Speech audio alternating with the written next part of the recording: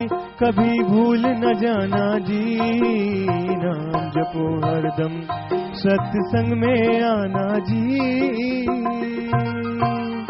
धन्य सतगुरु तेरा ही आश्रम, धन्य सतगुरु तेरा ही आश्रम।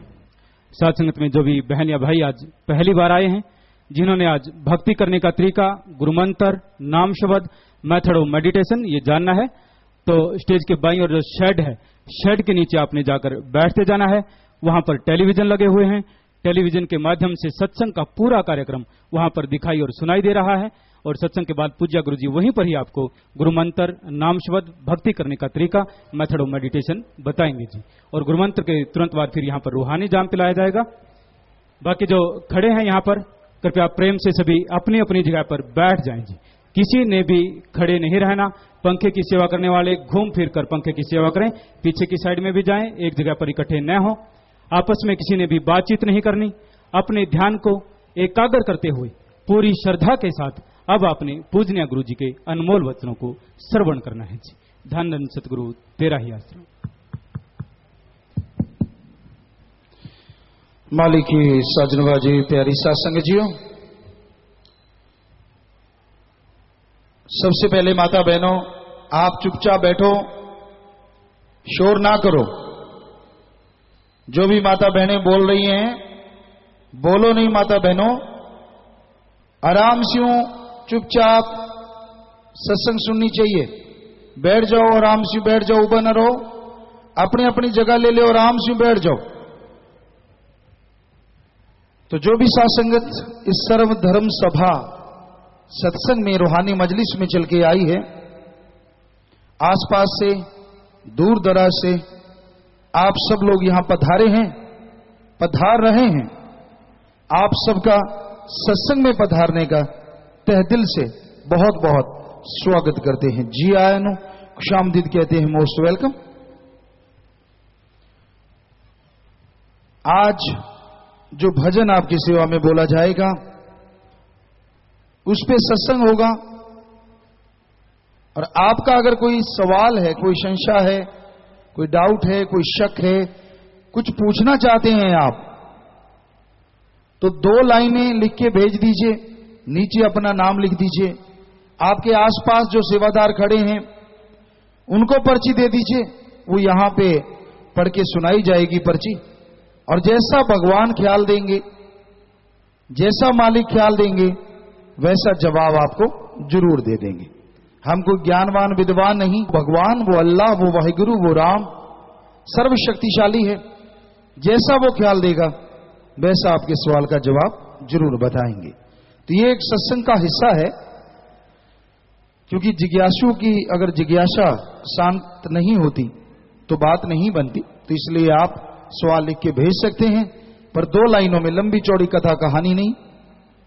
तो आज का भजन है जी, सत्संग में आ गया जो सत्संग में आ गया, लाभ उठा गया, नाम को पा गया, सब कुछ ही पा गया।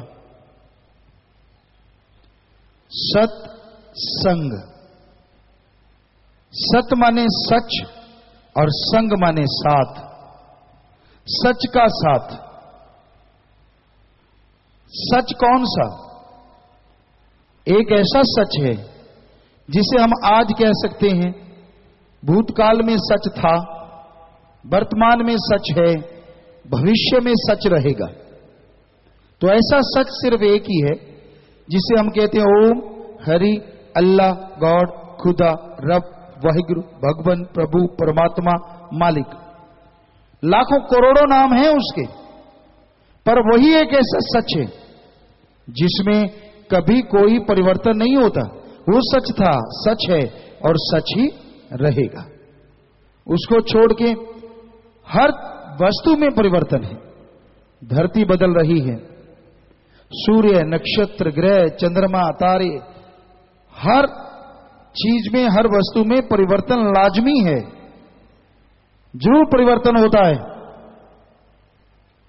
परिवर्तन के बिना क्या है जिसमें कभी कोई परिवर्तन नहीं होता? वो भगवान और भगवान की भक्ति, अल्लाह वाहिगुरु का नाम और उसका जाप।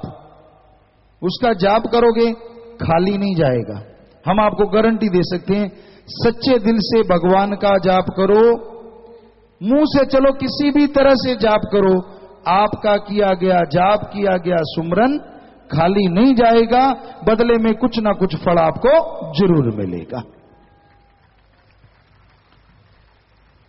ज्यादा फल उसको मिलता है जिसकी भावना शुद्ध होती है। जैसी श्रद्धा वैसा फल। श्रद्धा कौन सी? आज समाज में पैसे को ही श्रद्धा समझते हैं। पैसे दे दो भगवान भली करेगा, पैसे ना दो आंखें भी दिखाएंगे और ऐसे जताएंगे प्रसाद किस बात का। यह है आज कलयुग में चाल चलन। भगवान अल्लाह मालिक के नाम पे भी पैसा लूटा जाता है, जबकि भगवान तो दाता था, दाता है और दाता ही रहेगा। उसे हम क्या दे सकते हैं जो हमें बनाने वाला है? हमने तो उससे मांगना है, पर तरीके से, कायदे से अगर मांगेंगे तो वो अंदर बाहर कोई कमी नहीं छोड़ता। तो वो भगवान, वो प्रभु, वो परमात्मा जो सुखों की खान है, सब कुछ देने वाला है, उसको पाने के लिए, उसे रिझाने के लिए उसके नाम का जाप अति जरूरी है। वो सब कुछ देता है। इंसान की भावना, श्रद्धा कौन सी होनी चाहिए? पैसे वाली श्रद्धा नहीं। लाख की ठगी मारी, 100 रुपया भगवान को चढ़ा दिया, ये कौन सी बड़ी बात है? ये तो बात ना हुई। तो श्रद्धा भावना वो जिससे मालिक प्रसन्न हो जाए। आप घर परिवार में श्रद्धा रखते हैं, अपने बाल बच्चों में, परिवार में। जैसे आप अपने बेटे से बहुत मोह करते हैं, प्यार करते हैं, भावना है, श्रद्धा है। उस बेटे को कहीं कोई बीमारी हो जाए, मालिक ना करे, एक्सीडेंट हो जाए, कैसे आप अंदर से तड़प जाते हैं, कैसे आंखों से आंसू बेख्तियार अपने आप आ जाते हैं। जैसे आप अपने बच्चे के लिए श्रद्धा रखते हैं, भावना रखते हैं, अपने आप आंखों से आंसू आ गए, आप तड़प गए। रुपए में 100 पैसा अगर आप अपनी औलाद के लिए तड़पते हैं, ऐसी तड़प रुपए में 10-15 पैसे भगवान के लिए पैदा कर लो, हम आपको गारंटी देते हैं भगवान के दर्शन जरूर हो जाएंगे। ये है श्रद्धा, ये है भावना। माया के यारों ने आजकल उसको उल्टा बना दिया कि पैसा ही श्रद्धा होती है, पैसा ही भावना होती है, जो कि बिल्कुल ही गलत है। ये सही नहीं है। श्रद्धा पैदा करो। कैसे पैदा होगी ये श्रद्धा, ये भावना? राम नाम का जाप और परमार्थ, प्रभु के नाम का जाप करो और परहित के लिए आप तन मन धन से समय निकालो। परहित यानी अपने आप को छोड़ के दूसरों का भला करना। यहां कहने का मतलब यह नहीं है कि खुद की संभाल नहीं करनी, आत्मरक्षा तो पहली बात है, अपने आप का भी ख्याल रखना, संभाल करना। लेकिन मान लीजिए 1 महीने में 30 दिन है, कभी 31 होते हैं, कभी 30 होते हैं, चलो 30, तो 30 दिन में आप 23 दिन अपने लिए रख लो और 7 दिन परमार्थ के लिए रख लो। कम से कम परहित, भूखे को खाना खिलाओ, प्यासे को पानी पिलाओ, बीमार का इलाज करवाओ, निआसरे के आसरा बनाने की कोशिश करो, अंगहीन अपंग का सहारा बनके आगे बढ़ाओ, पक्षियों के लिए, जानवरों के लिए हरा चारे की व्यवस्था करो।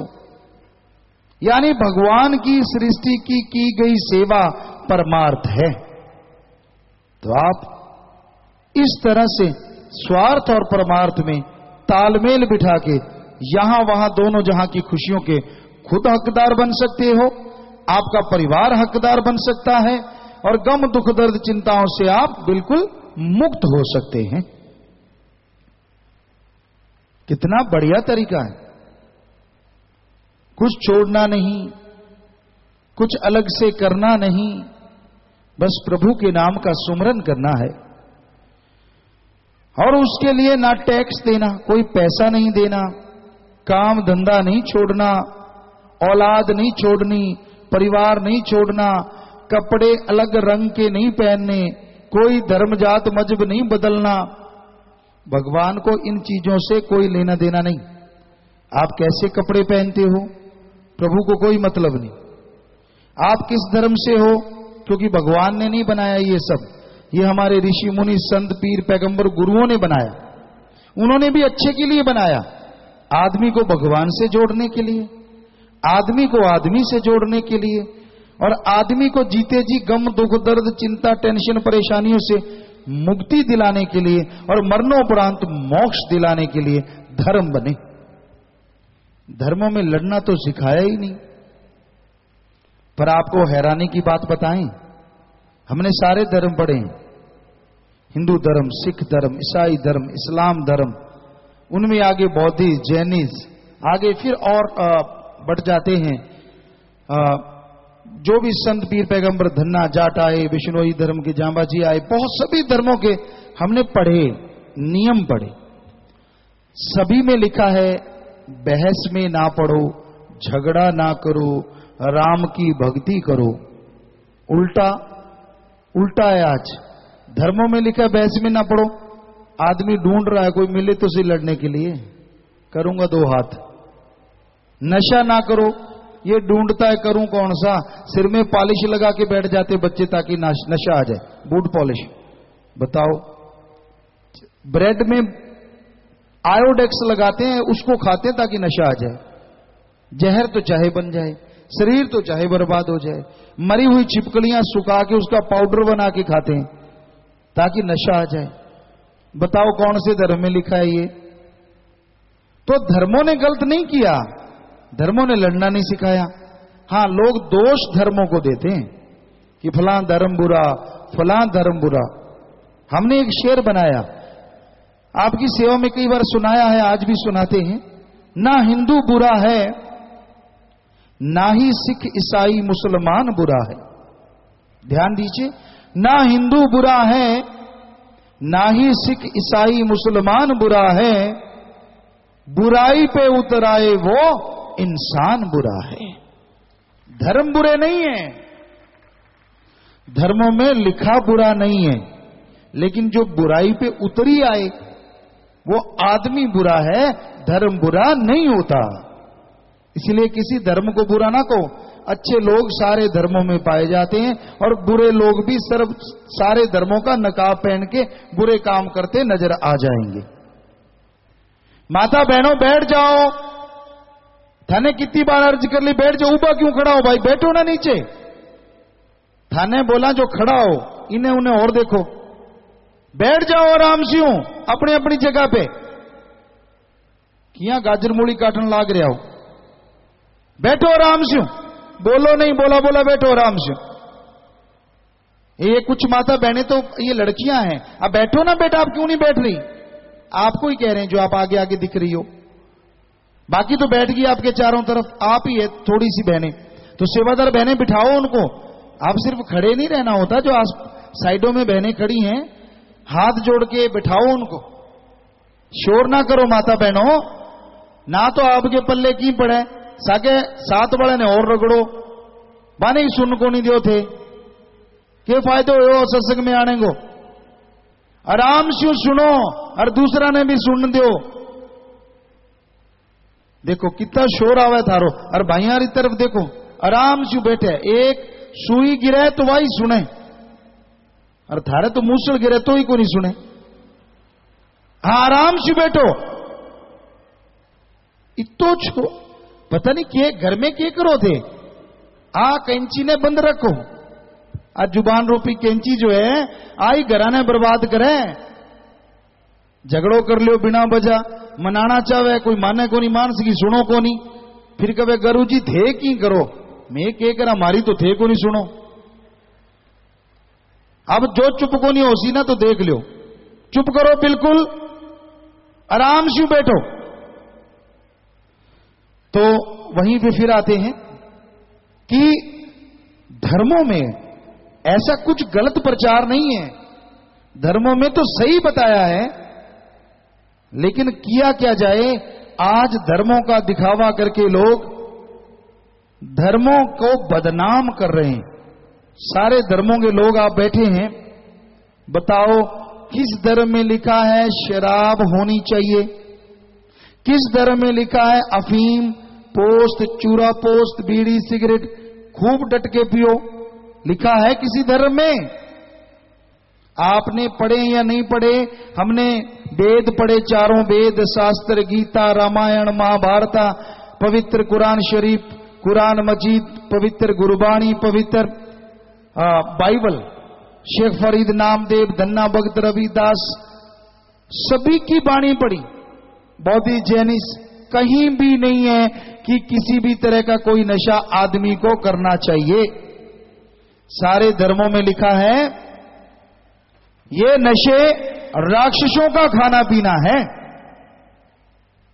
पर आप देख लो, शहर पास ही है, राजधानी है, कितने ठेके होंगे कभी गिनती करके देखो, और उन पे लेने वाले हैं तभी ठेके हैं। कोई खरीदने ना जाओ, देखते कितनी देर चलेंगे, लाइन लगी खड़ी होती है लाइन। तब आप कौन होते हो, हिंदू, मुसलमान, सिख या ईसाई? क्योंकि इन धर्मों में तो मना है शराब पीना, नशे करना, लेकिन आप कोई शरेआम पीता है और कोई चोरी चोरी चुपचाप पीता है। फिर आपका धर्म कौन सा है? क्या आप धर्म को बदनाम नहीं कर रहे? नाम के साथ तो इतना बड़ा सरनेम, ताकि सामने वाले को पता लगे हम किस धर्म के हैं। और जब नशे कर रहे हो तब कोई लानत डाल दे तो शर्म नहीं आती? धर्म का नाम रखवा के धर्म के उल्ट काम कर रहे हो तब तो शर्म नहीं आती? बड़ी हैरानी है। तो इसी का नाम कलयुग है, बुराई का युग। यहां क्या लिखा संतों ने? कलयुग में कर्म धर्म नहीं कोय, कलु का जन्म चंडाल के होए। कि ऐसा टाइम आएगा जब लोग धर्मों के कर्म नहीं करेंगे, बल्कि धर्मों के नाम पे फरकच्चे उड़ाएंगे। तो वो टाइम आपके सामने है। आज के दौर में, आज के समय में आप देख रहे हैं लोग धर्मों के नाम पे फरकच्चे उड़ाते हैं, धर्मों के। वाकई बेरहम हो गए हैं लोग। बड़ा दर्द होता है जब हम अपने गुरुओं का, ऋषि मुनियों का, संत पीर पैगंबरों का पवित्र लिखा हुआ पढ़ते हैं। क्या दिशा दी थी उन्होंने हमारे समाज को? आपस में भाईचारा। धर्म शब्द का मतलब धारण कर लो, ग्रहण कर लो, आदमी को आदमी से जोड़ो, आदमी को भगवान अल्लाह वाहिगुरु राम। घोर कलयुग में, आज के दौर में इंसान जोड़ तोड़ में लगा हुआ है।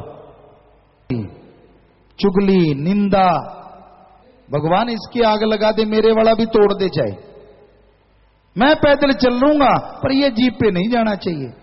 बता, कोई उम्मीद आस तो अच्छी रख। अच्छी चल रही है पड़ोसी की, खुद की मक्खियां मार रहा है, कहेगा एक भाई बीमार हो जाता ना, हे भगवान मेरे भाई को बचा लो, चाहे मेरी आधी उम्र ले लो, हे भगवान कुछ भी करो, मेरी जिंदगी उसको लगा दो पर मेरा भाई नहीं मरना चाहिए। लोग प्रार्थना करते, आप क्या सोचते हैं आज नहीं करते? आज भी करते हैं, आज भी प्रार्थना करते हैं। भाई बीमार हो गया, सारे तो नहीं करते पर काफी करते हैं। भाई बीमार हो गया, मंदिर, मस्जिद, गिरजाघर, गुरुद्वारा जाए ना जाए, प्रार्थना जरूर करते, हे भगवान मेरा भाई बहुत बीमार है, ऐसा कर जल्दी से उसे उठा ले ताकि उसकी जायदाद मेरे नाम हो जाए। प्रार्थना आज भी करते हैं, पर आज प्रार्थना के शब्द बदल गए हैं, उल्टा हो गया काम। देखते रहते यार इसका बेड़ा पार हो, इसका हिस्सा मुझे आ जाए। भाई भाई में तकरार है, बाप बेटे में झगड़ा है, माया नागनी बन के सबको डस रही है। ना ये किसी के साथ गई और ना किसी के साथ जाएगी। एक को मार दिया, एक जेल में बैठ गया, दोनों का घर बर्बाद हो गया। ऐसी है ये माया। माया होई नागणी और जगत रही ढहकाए, जो इसकी सेवा करे उसको ही ये खाए। पाप जुल्म से, ठगी बेईमानी से जो लोग दौलत कमाते हैं, ये पाप जुल्म की कमाई नागणी की भांति है। नागणी की उसे डस लेती है, सब कुछ बर्बाद हो जाता है। तो इसलिए भाई ध्यान से सुनो और अमल करो। संत कहते हैं कमाओ, हिंदू धर्म हमारा कहता है कड़ा परिश्रम करके कमाओ। कौन रोकता है? किसी का हक ना मारो। धर्म कहता है हक हलाल की रोजी रोटी खाओ। सिख धर्म